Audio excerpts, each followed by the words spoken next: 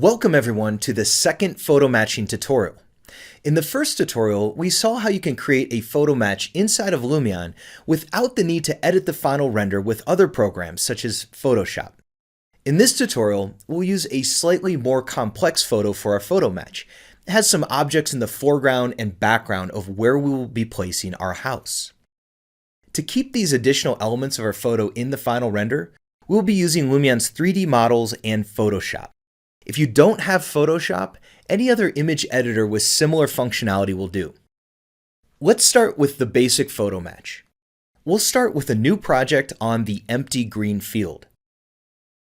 Now, let's add the Van Manen Villa model, which we used in our first tutorial.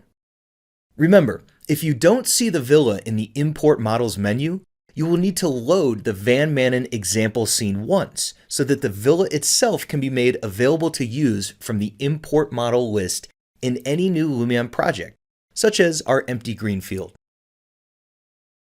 To get some context, let's place the villa at its target location using OpenStreetMap, as the OSM objects can help us to get the scaling right. We'll use a location in the Netherlands. You can find the full address in the video description to copy and paste into Lumion.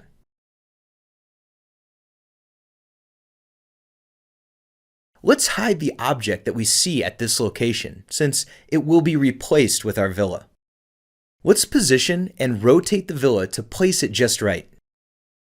Now that that's done, let's go to photo mode and take a snapshot.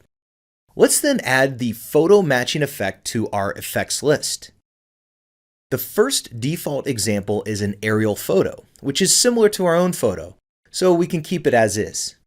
Now, let's load the photo we'll be using. If you'd like to follow along with the same photo I'm using, please download it from the link in the video description. Place the red and blue axis lines as we learned in our first tutorial. Luckily, the house in this photo is close to a rectangular shape, so we can use its walls and edges to get the perspective right. Remember, you can use the cube and grid to help guide your axis lines. Let's place the cube's anchor point on this corner of the house in the photo, which will indicate where our model will be loaded. Clicking on Place Reference Point will take us back to our Lumion model and OSM map, where we will place the reference point in the same corner of the villa. After confirming, the model will be loaded on the photo. Rotate and scale the model until it matches the photo. As you can see, you can use the OSM objects as references to get the scale right. Use the base of these objects for reference, as their height data is not set correctly in OpenStreetMaps. Press the Shift key while adjusting the scaling slider for a more precise control. Now that it looks decent, we can go back into our editor mode and hide the OSM objects so that they don't show up in the photo matching. Don't worry that our house is bigger than the one originally in the photo. We'll go over tips on how to fix areas where our model is on top of the bushes and trees of the photo. Now it's time to edit the lighting effects that are used on our 3D model to get it to blend in better with the photo.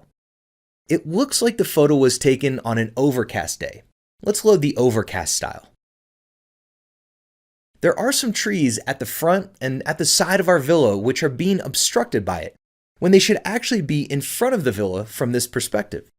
To fix this, what we'll do is place similar trees and bushes from the Lumion library at the same positions. Select a tree which looks like the trees in the photo that are in front of the house. For example, European Aspen XL. Let's place one and then return to photo mode to see how it looks in the photo. The tree is too small and it needs to be repositioned. With a bit of trial and error, you can get it at the right spot. With Shift-Alt, make 2 copies of the tree. Turn and scale each of them so they are slightly different from each other for a more natural feel. Do the same for the bushes at the side of the house. Since they are positioned on a straight line, you can use Lumion's Mass Placement tool. Looking at the render preview, I think we're off to a good start.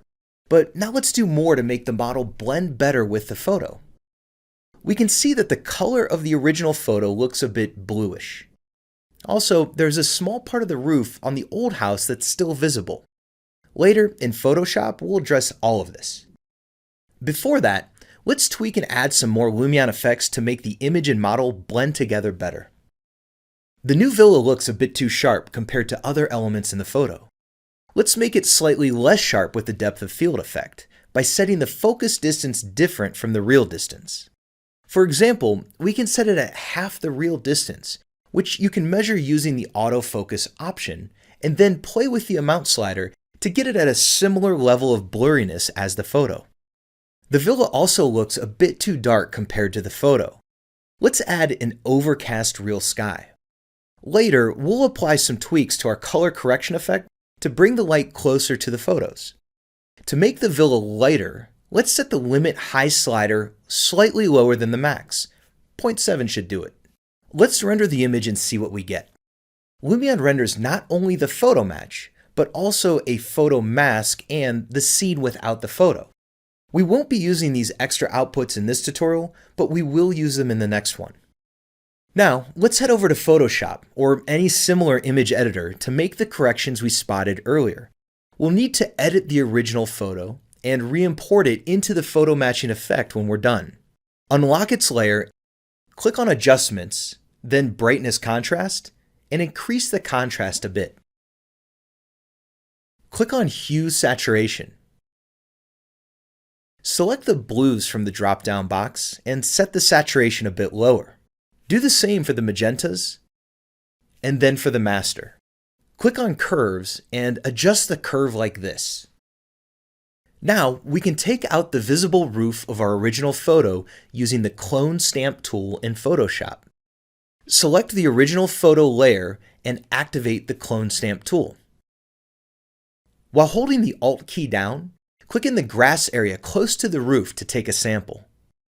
Let go of the Alt key, move the cursor down, and stroke left and right across the roof to turn it into grass. Export the image. Load this new image into the photo matching effect in Lumion. Let's render the photo match again. Looks good. The obvious issues we spotted earlier are now much better. That wraps up this video. In the next photo matching tutorial, we'll make a slightly more complex image, where we'll learn how to place elements of the original photo in front of the Lumion model. So stick with me, and I'll see you in the next tutorial.